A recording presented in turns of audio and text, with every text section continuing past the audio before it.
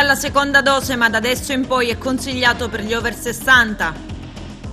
Non si arrestano i contagi a Ribera, prolungata la zona rossa, in provincia 84 nuovi casi e 3 morti.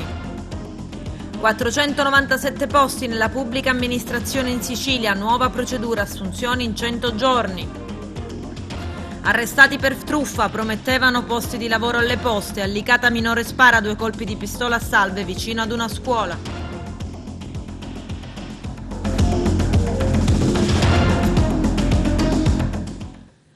Bentrovati gentili telespettatori al nostro appuntamento con l'informazione. Pronta la nuova circolare con cui il Ministro della Salute ha aggiornato le raccomandazioni sul vaccino Vaxzevria di AstraZeneca. La circolare inviata a regioni, istituzioni e associazioni ribadisce che il vaccino è approvato dai 18 anni d'età, ma sulla base delle attuali evidenze è raccomandato un suo uso preferenziale nelle persone sopra i 60 anni e chi ha già ricevuto la prima dose può completare il ciclo col medesimo vaccino. Lello Casesa.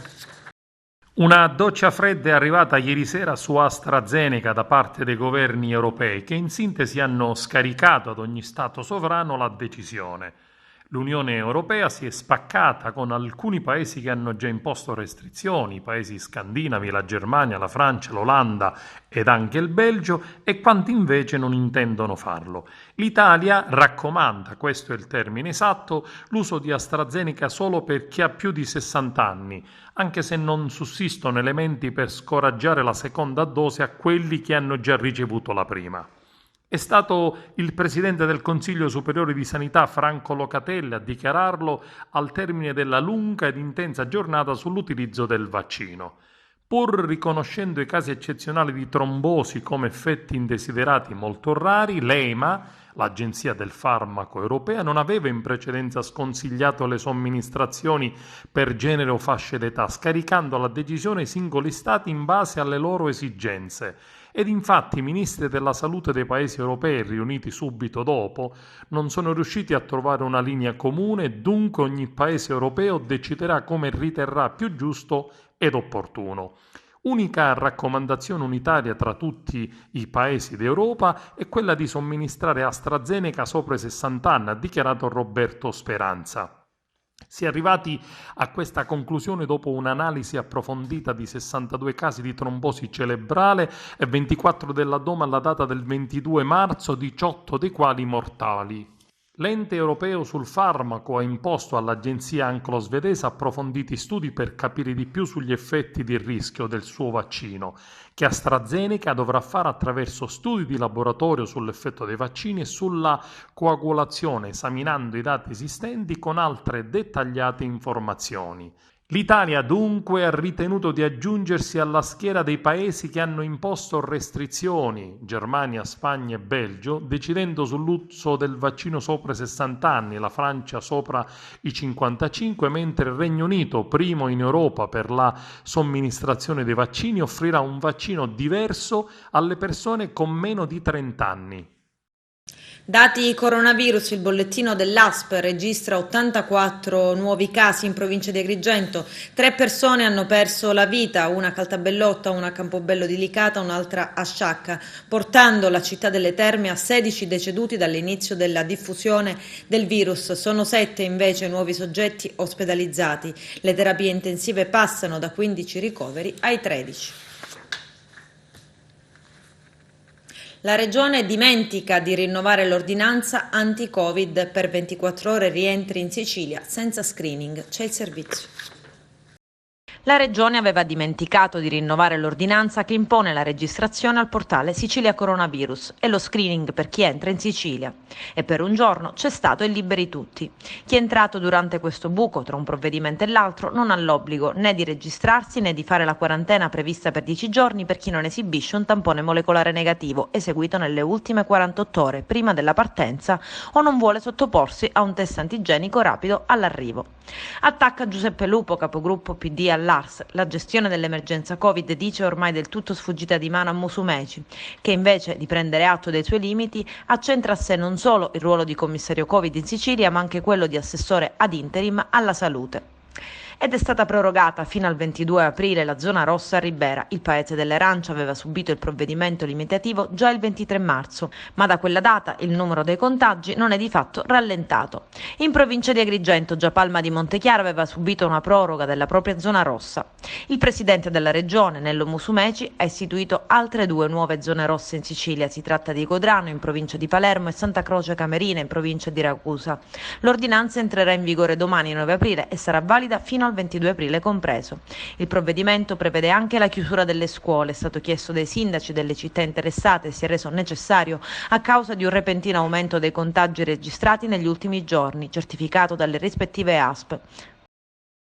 Dati Covid truccati, l'inchiesta che ha portato l'assessore regionale alla sanità a dimettersi. Parla adesso l'avvocato di Ruggero Razza. Vediamo. Avvocato, tutto ruota ad una parola: spalmabile. Che chiarezza possiamo fare? Ma guardi, proprio poco fa vedevo che alcuni giornali in passato hanno ricordato che ci sono creati dei problemi in tutto il mondo, nel senso che anche testate giornalistiche mondiali come New York Times ed Economist rimasero spiazzati per effetto del caricamento ritardato di 10.000 morti dalla provincia di Bolzano. Questo significa pertanto che comunque in premessa vi è un allineamento ritardato di moltissimi dati che mette seriamente in difficoltà le strutture che ricevono questi dati e poi devono comunicarle ai relativi organi a scopo informativo. Alcune volte questo ritardo fa sì che vengano accumulati dei dati antecedenti non di un giorno, di 24 ore come dovrebbe essere, ma di 4, 5, 10 giorni, e in questo caso, per evitare un effetto panico, può anche essere accaduto che l'assessore abbia dato indicazione di spalmare, un termine assolutamente utilizzato nel lessico statistico e anche in quello medico, e che significa distribuire su più giorni, proprio per evitare che si deste una errata percezione della realtà. Stiamo parlando di nulla perché questi dati che l'assessorato comunicava non hanno alcuna incidenza per la determinazione della curva epidemiologica e quindi dell'area di rischio. L'area di rischio è stabilita in relazione a 21 indicatori che vengono dati dalle strutture periferiche, significa laboratori, significa aziende sanitarie provinciali, significa ospedali, direttamente all'Istituto Superiore di Sanità.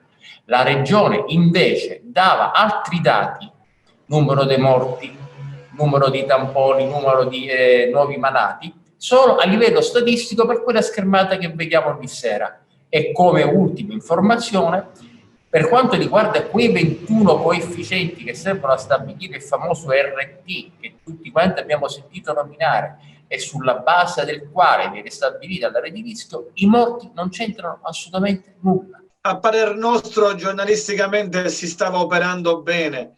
Quella branca di assessorato siciliano stava operando davvero bene. Ma guardi, direttore, questa è una pagina che prima o poi bisognerà scrivere. Se noi fino adesso siamo stati una regione virtuosa, non dimentichiamoci che 48 ore prima di questo eclatante blitz il generale Figliuolo aveva additato la Sicilia come emblema di efficienza e di virtuosismo gestionale, perché è stata gestita in modo straordinario. In questo momento l'azzeramento di tutta la catena di vertice del DASUE, l'ufficio che si occupava di questo, sta creando dei problemi nella raccolta dati, per cui nei prossimi giorni non mi sorprenderebbe che si possa diventare zona rossa, perché non c'è più la possibilità di seguire in modo sincronizzato tutte quelle indicazioni che giungono dalle periferie e che una volta la cabina di comando, come era stata istituita, riusciva certamente a fronteggiare. L'avvocato Ruggero Razza si è dimesso con tanto onore. Non è facile in Italia assistere a coloro che amministrano la vita pubblica, la cosa pubblica, che lasciano per sgombrare il campo ad eventuali ulteriori equivoci. Sono pochissimi casi e io ne cito uno perché è significativo, quello del ministro Sorace, che si dimise dopo l'informazione di garanzia, venne assolto, ma nessuno mai gli chiese scusa. A pensare male si fa peccato, ma molto spesso ci si azzecca. Fra un anno è campagna elettorale piena, non vogliamo fare che è iniziata un anno prima. Direttore, io per mia deformazione professionale predico la cultura della prova.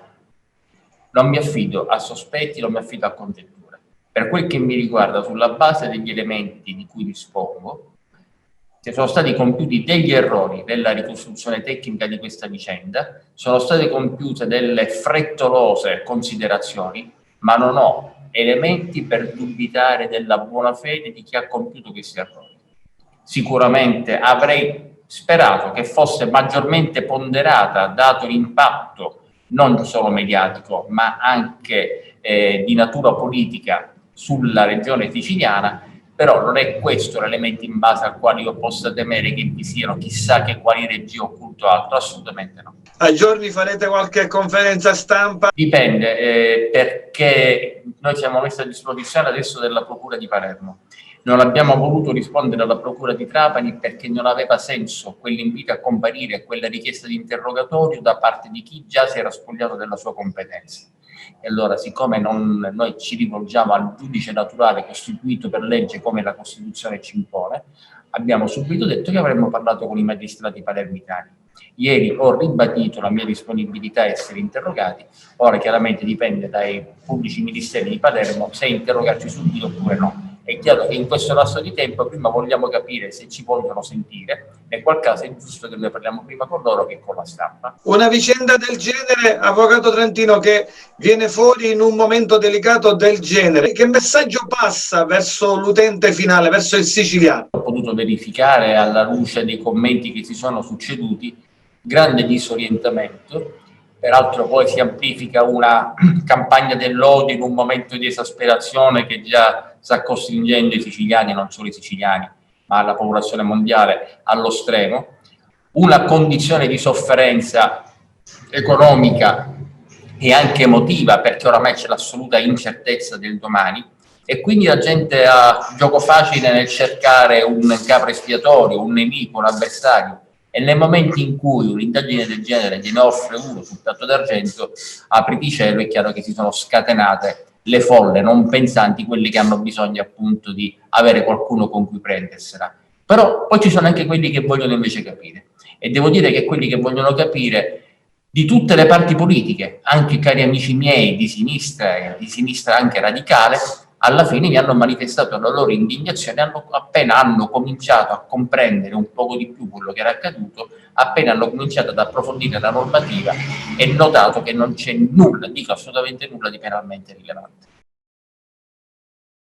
Portiamo le imprese fuori dalla pandemia, mobilitazione di Confesercenti a Messina. C'è il servizio. Sono 395 giorni di pandemia che hanno causato un disastro economico su tutto quello che sono le piccole e medie aziende. 80 milioni di euro persi al giorno è veramente un dato allarmante. Il governo continua a non ascoltare le nostre esigenze, non continua a fare decreti o DPCM che continuano a causare danni su danni alle aziende. Noi con questa proposta che arriverà direttamente alle mani del Presidente del Consiglio, Presidente della Repubblica, diciamo le massime autorità dello Stato, vogliamo riportare al centro le reali esigenze, quindi sia i ristori che sia l'aspetto fiscale, sia l'aspetto anche diciamo della concessione dei prestiti, ma soprattutto anche la riapertura delle aziende, riapertura che deve avvenire in sicurezza. Questa scelta di far aprire molte aziende il 3 maggio, soprattutto quella che è la ristorazione, è diventata inspiegabile, anche perché noi abbiamo proposto vari protocolli di sicurezza, quindi riaprire con grande sicurezza. Il Ministro Speranza continua a non ascoltare. Da qui questa forma di protesta, abbiamo preferito una forma di protesta nuova, online, quindi con gli associati, proprio per non scendere in piazza, perché in questo momento la piazza può essere un boomerang, può essere pericoloso, perché appunto gli animi sono molto esasperati. E quindi anche in questo caso stiamo facendo un tipo di protesta diversa. Anche le lettere che abbiamo inviato questa mattina a tutta la deputazione regionale e nazionale del nostro territorio, perché si devono prendere carico di quello che è il problema del territorio dove loro sono stati eletti e ci devono rappresentare fino in fondo. Vogliamo come dire, dare un colpo forte per ottenere il risultato, perché il vero problema, come abbiamo già detto, questo effetto domino che c'è stato su tutti i settori, noi lo vedremo ancora maggiormente fra 6 mesi, fra un anno, quindi non si può più perdere tempo. Nelle carceri siciliane risulta al momento un solo positivo al coronavirus asintomatico. Si trova all'Istituto Penitenziario di Agrigento. Il dato arriva dal Dipartimento Amministrazione Penitenziaria ed è contenuto nel report aggiornato al 5 aprile. Sono 14 invece positivi tra il personale dell'amministrazione penitenziaria. 12 di questi, di cui 11 asintomatici, riguardano il comparto sicurezza. Gli altri 2 positivi asintomatici fanno parte del personale con funzioni centrali. Episodio da Far West a Licata. Un minore di 17 anni ha sparato 2 colpi di pistola a salve priva di tappo rosso vicino a una scuola primaria, provocando panico tra i presenti in strada. Arturo Cantella. Scene da Far West a Licata. È stato un minorenne a far esplodere 2 colpi di pistola a salve priva di tappo rosso, seminando un prevedibile panico tra i presenti in strada. Il ragazzo 17enne ha agito indisturbato in pieno giorno, peraltro vicino alla scuola primaria Angelo Parla in via Montesano 26 a Licata, in concomitanza all'uscita degli scolari. L'allarme e spavento per i genitori, per i bambini che hanno assistito alla scena. Ad intervenire immediatamente sul posto i carabinieri della sezione radiomobile della compagnia di Licata, che hanno subito identificato il ragazzo e poi lo hanno successivamente denunciato in stato di libertà alla Procura dei minori di Palermo, in quanto ritenuto responsabile del reato di disturbo dell'occupazione o del riposo delle persone. L'arma, dopo una perquisizione domiciliare, è stata rinvenuta e posta sotto sequestro insieme ad altri ulteriori proiettili a salve detenuti dal 17enne. E sempre nell'ambito dei controlli finalizzati alla ricerca di armi e munizioni detenute clandestinamente nelle decorse giornate in Canicattì, la Polizia di Stato effettuava alcune perquisizioni a soggetti sospettati.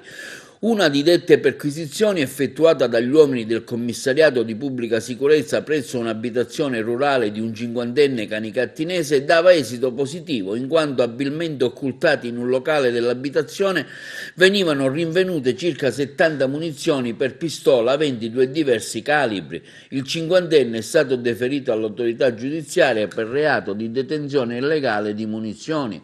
Nelle giornate scorse, sempre a Canicattì, la Polizia di Stato ha denunciato in stato di libertà un 50enne canicattinese per i reati di lesioni personali e omissioni di soccorso. Invero, gli uomini del commissariato della Polizia di Canicattì lo scorso 21 febbraio intervenivano in una centrale via della cittadina dove un uomo era stato investito. Egli dichiarava all'atto dell'attraversamento stradale un suo vicino abitante nello stesso condominio, dopo averlo ingiuriato, lo aveva investito deliberatamente con un autoveicolo di sua proprietà. L'uomo affermava di aver avuto dei dissidi per futili motivi da oltre 4 anni col suo investitore. Nell'impatto rovinava il suolo. Sempre a Canicattì, un 50enne cittadino rumeno è stato deferito all'autorità giudiziaria per i reati di minacce e molestie. L'uomo aveva ripetutamente inveito con frasi minacciose, ingiuriose e atteggiamenti persecutori contro gli abitanti di un intero condominio dove egli stesso aveva la residenza. Truffavano le persone promettendogli un posto di lavoro alle poste. 3 sono stati gli arrestati. Vediamo. Stamattina le sezioni di polizia giudiziaria dell'Arma dei Carabinieri, della Polizia di Stato e della Guardia di Finanza di stanza presso la Procura della Repubblica di Sciacca hanno eseguito 3 misure cautelari, una in carcere e 2 agli arresti domiciliari nei confronti di 2 cittadini italiani e una cittadina di nazionalità polacca che si erano resi responsabili di associazione per delinquere finalizzata alla truffa. Qual era il modus operandi, la tecnica criminale dei malfattori? Praticamente adescavano delle persone bisognose di lavoro promettendogli l'assunzione alle poste italiane. In questo erano avvantaggiati del fatto che il promotore era un ex dipendente delle poste, che poi si dava, come posso dire, parvenza di professionalità grazie a un ufficio che aveva a Palermo di rappresentanza, dove lui si qualificava come dirigente sindacale. E lì aveva la moglie, che appunto è una delle 2 arrestate, e la cittadina polacca, che fungevano o sembravano impiegate amministrative, quindi con falsi contratti di assunzione delle poste italiane, con faldoni di documentazione recanti sopra la scritta Cobas Poste, quindi una sigla sindacale. I modi di reclutamento, o meglio di adescamento delle vittime erano i più disparati, ma spesso erano anche occasionali, perché in questo momento di particolare difficoltà economica la gente è pronta a credere e quindi questo aumenta le probabilità che truffatori del genere possano farla franca. Le somme, diciamo, truffate alle vittime, 6, tutte della provincia di Palermo, sono nel complesso 45.000 euro, corrispondenti a degli acconti per le presunte assunzioni, ma gli stessi malfattori per analoghi comportamenti avevano già truffato, questo in un altro procedimento, diverse persone tra le province di Agrigento e Palermo per 400.000 euro. È importante quindi che le persone stiano attente, stiano in guardia da coloro che appunto promettono facili assunzioni. Il neuropsichiatra Marcello Grasso, 70 anni, fratello dell'ex presidente del Senato ed ex procuratore nazionale antimafia Pietro Grasso, uno dei medici più noti e stimati di Palermo, è stato arrestato per violenza sessuale. Ad accusarlo è una paziente. Un'ordinanza di custodia cautelare in carcere gli è stata notificata dagli investigatori della squadra mobile il 30 marzo scorso. Lo ha confermato l'avvocato Vincenzo Lorè, legale del medico, che utilizza il teatro per eseguire la terapia con i suoi pazienti. L'avvocato Lorè afferma: il mio assistito non si è trincerato dietro la facoltà di non rispondere, ma ha risposto a tutte le domande del giudice e non ha screditato l'ex paziente, ma ha fornito argomentazioni logiche per offrire una diversa ricostruzione dei fatti. La Procura di Sciacca ha avanzato la richiesta di condanna ad 1 anno e 9 mesi di reclusione nei confronti di Vasile Bacau, quarantenne residente nel popoloso centro agrigentino, accusato di tentata violenza. Secondo la ricostruzione dell'accusa, l'imputato, dopo essersi abbassato i pantaloni, avrebbe provato a baciare una giovane che si trovava allo stazione. Contestualmente le avrebbe anche rifilato un calcio in faccia. La vicenda risale al 2018. La parola adesso passa alle difese. Nella prossima udienza dovrebbe arrivare il verdetto. Il giudice per le udienze preliminari del Tribunale di Caltanissetta, Alessandra Maira, ha rinviato a giudizio il giudice Francesco Provenzano, già a capo dell'ufficio GIP di Agrigento, imputato di omissione in atti d'ufficio, perché a fronte di un termine di 75 giorni avrebbe depositato 500 giorni dopo le motivazioni della sentenza emessa dallo stesso Provenzano, che ha condannato l'imprenditore siracusano Gaetano Caristia a 8 mesi di reclusione nell'ambito dell'inchiesta su una presunta lottizzazione abusiva alla Scala dei Turchi. È stato lo stesso Caristia a denunciare Provenzano, dal quale pretende inoltre un risarcimento di 250.000 euro.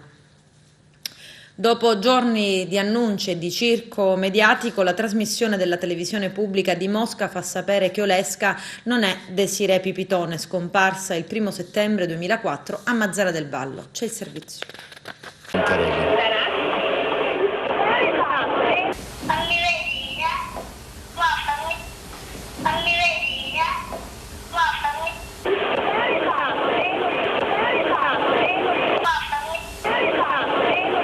A Mazara del Vallo sarebbe stato difficile indagare circa la scomparsa di Denise Pipitone. A fare il doppio gioco sarebbe potuta essere persino la Polizia di Stato.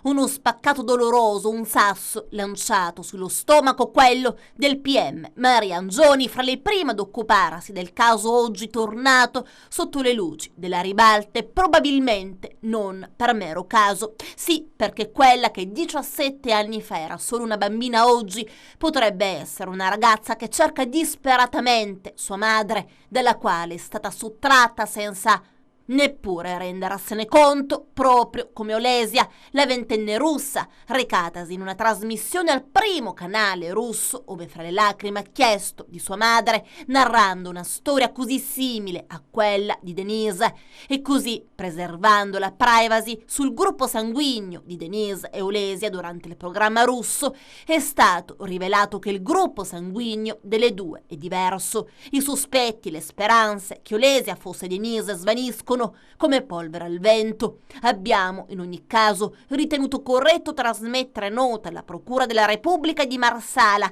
che valuterà se procedere ad ulteriori accertamenti. A dirlo all'ANSA è l'avvocato Giacomo Frazzitta, che parla anche a nome di Piera Maggio, la mamma di Denise Pipitone.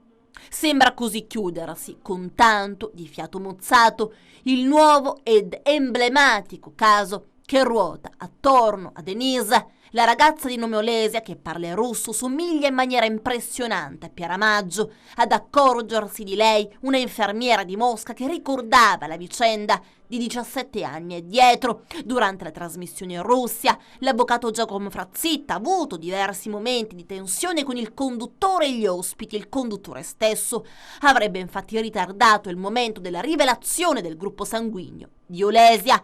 Questa mi sembra una trappola, ha detto l'avvocato, a un certo punto sottolineando quello che già era balzato agli occhi di molti, ovvero che la trasmissione stesse in qualche modo speculando sulla vicenda. Sì, perché la notizia circa il DNA non sarebbe dovuta trapelare se prima non fosse andata in onda la trasmissione stessa. Tutto era nato mediaticamente e come tale doveva terminare, elevando così il picco degli ascolti. Poi la rivelazione, il gruppo sanguigno purtroppo non è quello di Denise Pipitone, ha detto l'avvocato in diretta. Grazie comunque per tutto l'impegno nella risoluzione di questo caso. Spero che comunque Olesia venga in Sicilia. Purtroppo l'esito della vicenda è stato negativo, ma l'aspettiamo in Italia. Sulla vicenda la situazione è stata controversa per tutta la giornata di mercoledì, con una presunta fuga di notizie. Al momento non posso dire nulla, parleremo dopo la trasmissione che andrà in onda sulla TV russa, aveva detto il legale della madre di Denise. Leggo sui siti delle ricostruzioni che non corrispondono al vero. Non ho mai parlato con nessuno sull'esito dell'esame del sangue. Nel pomeriggio si era sparsa la voce di una sua dichiarazione in cui avrebbe detto che la giovane Olesia non sarebbe Denise Pipitone. Impossibile, però, aveva spiegato. Io non ho parlato con nessuno, stiamo aspettando la messa in onda sul primo canale in Russia. Ho solo portato in procura la documentazione ricevuta dall'avvocato russo, poi la conclusione della vicenda con la notizia del gruppo sanguigno diverso. La scomparsa di Denise Pipitone avvenne nel 2004, da allora sono trascorsi anni di misteri durante i quali ci sono stati innumerevoli avvistamenti, ma che non hanno mai portato a qualcosa di concreto. L'ipotesi che qualcuno venuto da fuori, un ambulante, possa aver portato via la bambina poteva essere molto concreta allora. C'è stata collaborazione da parte di chi poteva in qualche modo aver sentito, aver visto? Avete trovato un aiuto concreto da parte della popolazione? No. Abbiamo avuto grossi problemi. Tenga presente che dopo 3 giorni di intercettazione già abbiamo capito che tutti sapevano, tutte le persone sottoposte a intercettazione sapevano di essere sottoposte a intercettazione. Io ho dovuto... Aspetti, dottoressa, mi scusi, la fermo, perché lei ha detto una cosa molto importante. Cioè lei ha detto che dopo 3 giorni che i sospettati erano intercettati, i sospettati sapevano di essere intercettati. Qualcuno trova anche stiamo parlando di 17 anni fa. Oggi forse qualcuno che commette un reato più o meno dovrebbe sapere, anche se poi abbiamo visto nei casi recenti che non lo capiscono, che verosimilmente è intercettato. 17 anni fa lo sapevano. Io a un certo punto, quando ho avuto la direzione delle indagini, ho interrotto le intercettazioni. Ho fatto finta di smettere di intercettare e poi ho ripreso da capo con forze di polizia diverse, nel disperato tentativo di salvare un pochino il salvabile. A dichiararlo, tuonando in modo inaspettato, è sempre il PM Maria Angioni, intervenuta al programma di Miro Infante, ore 14 in onda su Rai 2. Sono parole estremamente gravi quelle del magistrato Angioni, commenta Klaus Devi. Trovo significativo che un magistrato accusi la polizia giudiziaria di aver fatto trapelare le notizie coperte dal segreto. Se questo è vero, dovrebbe partire immediatamente un'indagine. Che dire, sul caso Denise, a quanto pare, qualcuno ha saputo e sa ancora. Ha taciuto, continua a tacere e probabilmente continuerà a farlo, a meno che chi ha coscienza parli. Concorsi 497 posti nella pubblica amministrazione in Sicilia. Vediamo. È stato pubblicato in Gazzetta Ufficiale il bando per il concorso pubblico per il reclutamento a tempo determinato di 2.800 unità di personale non dirigenziale per la pubblica amministrazione nelle regioni del sud. Per la Sicilia ci saranno 497 posti. L'invio della domanda deve avvenire unicamente previa via telematica attraverso il sistema pubblico di identità digitale SPID, compilando il modulo elettronico sul sistema Step One 2019, raggiungibile sulla rete internet all'indirizzo https://ripam.cloud. Previa registrazione del candidato. Per la partecipazione al concorso il candidato deve essere in possesso di un indirizzo di posta elettronica certificata, la PEC, a lui intestato. È la prima sperimentazione di selezioni fast track nella pubblica amministrazione. Le procedure dovranno concludersi entro 100 giorni dal bando, dunque entro il mese di luglio, con la pubblicazione delle graduatorie di vincitori e idonei e l'avvio delle procedure di assunzione del personale. Tutte le fasi del concorso si svolgeranno nel rispetto del nuovo protocollo per lo svolgimento dei concorsi pubblici validato dal Comitato Tecnico Scientifico, che introduce obblighi stringenti per garantire la sicurezza anticontagio, tra cui quello di indossare la mascherina FFP2, di effettuare il tampone nelle 48 ore precedenti alla prova. Un obbligo che vale per tutti i candidati, anche per quelli già vaccinati e per tutti i membri delle commissioni. La procedura di selezione fast track prevede 4 step. 1. Selezione automatica sulla base dei titoli attraverso la piattaforma Step One 2019, in cui andranno inserite 2 schede, una in cui si attesta il possesso dei requisiti di partecipazione al concorso, un'altra con i titoli legati all'esperienza professionale. Il secondo step, unica prova scritta divisa per ciascun profilo con test e risposta multipla da svolgersi a giugno in modalità digitale. Ai candidati potranno essere somministrati 40 quesiti a cui risponderanno in 60 minuti per verificare la conoscenza tecnico-pratica delle materie oggetto del concorso specificate nel bando. Il punteggio massimo attribuibile sarà 30 punti, il minimo di 21 trentesimi. Il sistema attribuirà i risultati in forma anonima dei questionari ai nominativi dei candidati. Le commissioni esaminatrici redigeranno la graduatoria finale. Terzo step, la pubblicazione delle graduatorie. Quarto, le assunzioni. 10 giorni di sciopero dei netturbini di Favara e la protesta andrà avanti ad oltranza. Il comune non ha soldi per pagare le fatture alle imprese, queste ultime hanno già anticipato oltre il dovuto. I netturbini dal canto loro non hanno nessuna intenzione di ritornare a lavorare senza aver prima percepito gli stipendi arretrati. I cittadini di Favara sono costretti a vivere con i rifiuti in casa e per le strade. Vero è che a produrre il disservizio sono il 72% di cittadini che non pagano la Tari. Adesso c'è la pubblicità, a tra poco.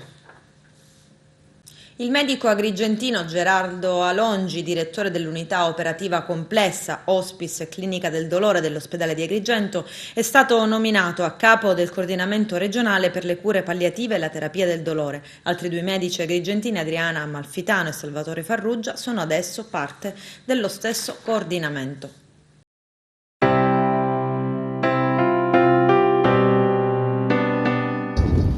Quando c'è la gravidanza, il percorso dei 9 mesi, c'è la gioia, e quando c'è la nascita c'è la gioia. Per questo motivo noi suoniamo l'inno alla gioia.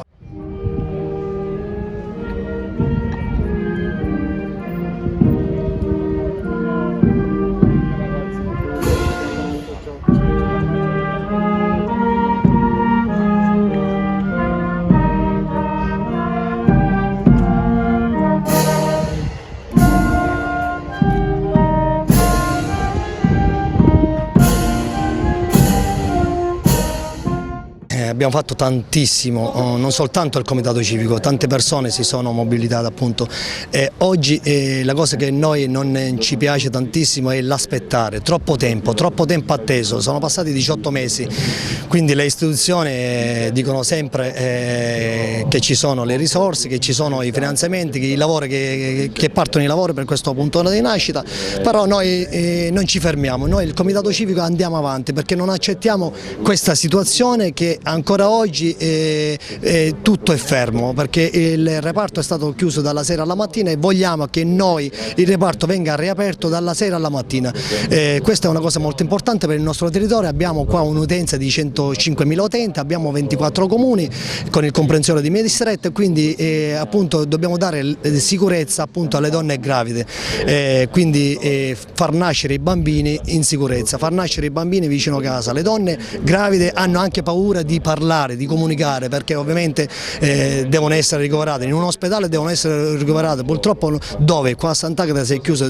Penso che sia una cosa molto importante innanzitutto che le istituzioni portano avanti questa situazione del punto nascita, e oggi appunto abbiamo una crociata qua, le rappresentanze in questa piazza dei Nebrodi, quindi insieme alle istituzioni, ai cittadini, medici, paramedici, donne gravide, insomma insieme alle attività, alle partite IVA, siamo tutti comunque, vogliamo fare appunto il punto della situazione. Adesso basta aspettare, vogliamo che questo reparto ostetricia e ginecologia punto nascita venga riaperto il prima possibile. C'è anche l'inno, abbiamo suonato anche l'inno alla gioia che ha suonato appunto la banda musicale di Capo Orlando, che è stata subito, ha detto sì, l'inno alla gioia, perché la donna quando è gravida ha la gioia, quando scopre che è in gravidanza ha la gioia e quando c'è la nascita ha la gioia. Quindi grazie alla banda musicale di Capo Orlando del maestro Sgro Francesco.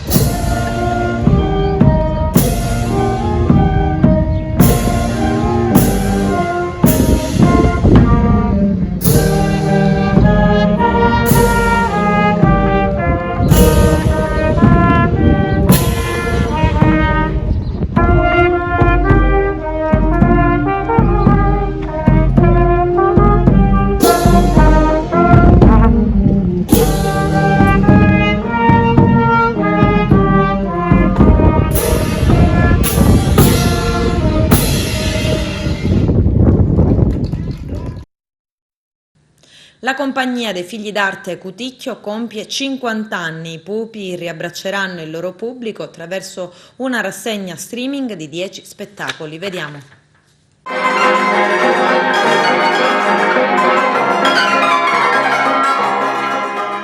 I Pupi hanno voglia di riabbracciare il pubblico.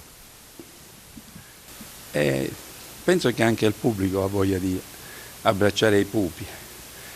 Ci sono dei bambini e delle bambine che mi scrivono, che mi mandano i disegni, ed è una cosa bella che tengono il contatto. Io poi ogni tanto faccio vedere Orlandino, che è Orlando Piccolo, che tutti i ragazzi delle scuole elementari che vengono qua come prima rappresentazione vedono sempre l'infanzia di Orlando e si affezionano, perché è un bambino normale, che nasce in una campagna, vive in una grotta, gioca con i cani, con le pecore e con le galline e poi diventerà un giorno paladino. I bambini amano Orlandino, così comincia il primo teatro. Poi man mano che tornano vedono le imprese, e tutte le imprese di Orlando, e conosceranno anche gli altri personaggi. Una rassegna online per superare questo momento che ormai dura da un anno. Per me questa rassegna online è importante perché quando ero ragazzo sentivo mio padre lamentarsi che la televisione stava dando il colpo di grazia all'Opera dei Pupi, perché col televisore in casa gli anziani ormai seguivano le telenovelas, gli sceneggiati televisivi e venivano sempre meno a teatro. Mio padre si lamentava e io dicevo: papà, dobbiamo fare in modo di entrarci in televisione, perché la televisione è un'invenzione bella e non morirà mai. Adesso entrerete nelle case di tutto il mondo attraverso, diciamo, lo streaming. A distanza di 50 anni e anche di più, perché ero ragazzo, e quando dicevo a mio padre che noi dobbiamo entrare in televisione, finalmente ora sono riuscito a quel sogno che dicevo a mio padre. Quindi io non sono Icaro che vuole volare più in alto del padre, ma che già da ragazzo capiva che il mondo cambia e se cambia il mondo anche le tradizioni possono modificarsi. Quali saranno gli spettacoli che metterete in scena? C'è qualche spettacolo classico, naturalmente, per fare vedere proprio il seme della tradizione, e poi ci sono spettacoli per la grande scena, cioè dove pupari e pupi lavorano insieme nel grande palcoscenico, quindi una drammaturgia nuova. Ci sono spettacoli dove c'è la musica composta e suonata dal vivo apposta per i nuovi spettacoli, dove il pubblico può vedere pupi antichi e pupi della nuova generazione. L'opera dei pupi, come tutto ciò che nella vita ci accompagna, è una cosa che va rinnovata, come l'acqua di un fiume, che non è mai sempre la stessa.